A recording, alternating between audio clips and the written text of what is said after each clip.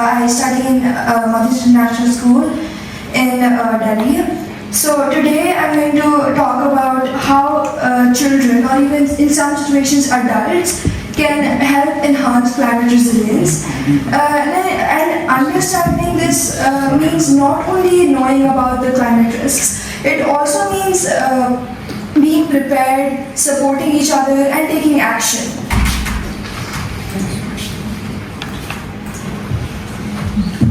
So raising awareness and education within families. Families are the first place we learn, so it's crucial to start building resilience at home. We can begin by understanding local climate risks like floods, droughts, and heat waves, and making simple changes such as fixing leaks or using reusable products. But most importantly, we should have a family emergency plan which ensures that everyone in the family knows what to do during a crisis and keeping everyone in the family safe and secure. Community engagement and local action. Beyond our homes, our communities are where we can make a big impact. So participating in cleanup drives, volunteering in resilience projects, or helping with disaster preparedness brings people together. These activities don't just protect our environment, they also create a strong bond between the neighborhoods and makes the neighborhood safe. So advocacy Continue. Advocacy and raising awareness in schools. So schools are powerful places for building resilience. Students can organize awareness campaigns, create educational materials, and take part in safety drills. These actions not only teach them about climate change but also prepare them to handle emergencies responsibly. Now I wanted to give an example in this slide that in all the schools there are mock drills. So there are two drills, one for earthquake and one for evacuation in our school. So in evacuation there's a fire drill. It's the same bell but there's a fire drill, and sometimes bomb threats which we had in our school recently.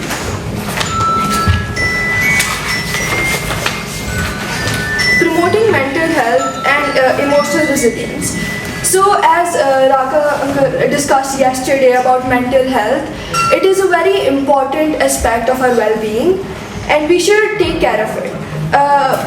So climate events can be stressful, especially for young people, and it's important to talk about our feelings, to support one another and find creative ways to express ourselves, like drawing, writing, or even storytelling. Learning coping skills also help us stay strong emotionally. Adopting and promoting sustainable behavior. So even young people can help simple habits can make a big difference, like by conserving water, choosing sustainable transports, and recycling, we reduce our environmental impact. These practices set a good example for others to follow. I would also like to give an example in this slide. So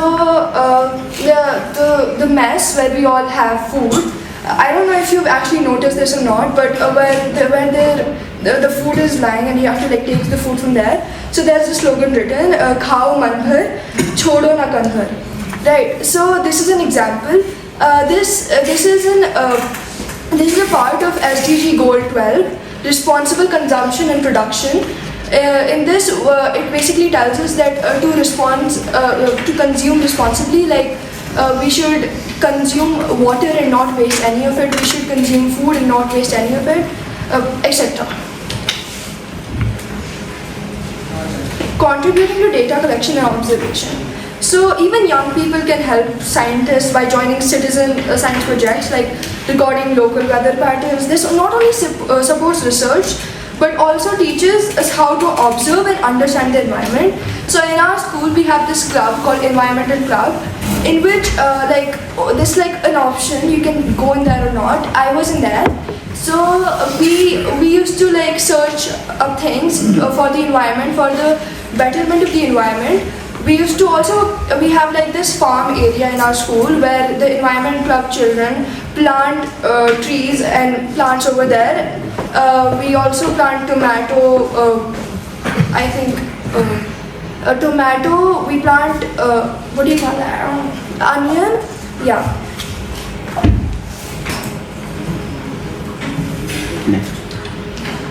Innovating and developing solutions. Creativity is key to resilience, as all of you know. So, by participating in science fairs, students can develop new ideas for tackling local climate challenges. This is how young minds become problem solvers. Influencing adult behavior. Sometimes young people can even teach adults by sharing what they know about sustainable practices. Children can encourage their parents and community leaders to make better choices. And I wanted to add this, like this happened like 2 days ago, the role play, in which Sonu Bhaiya, like he told those two, I don't know their names, but those two, these two people. Yeah, they told him and they made fun of him, so we should not do that. Next. This is the conclusion. So basically in conclusion, enhancing climate resilience is about more than just knowing the risks. It means taking actions, it means supporting each other, it means being ready, being always ready. So when we learn, we share and work together, we create a safer, more sustainable future for everyone. Thank you.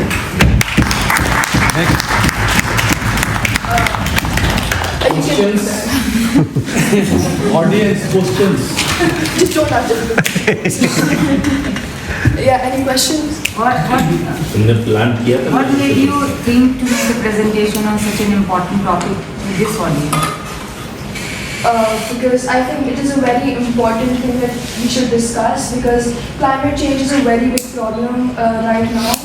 As you can see, there's water shortage in Africa, there's water shortage even in India. So I think we should work on it. And you thought that we don't know? No, I thought you did know, but I thought to elaborate it. No, that is why I said, what made you think to make a presentation on such an important topic to this audience? You must have thought something, huh? Just to let them know, just to remind me. Just to remind you. Because when we are grown up, we tend to overlook the importance of things. Thank you.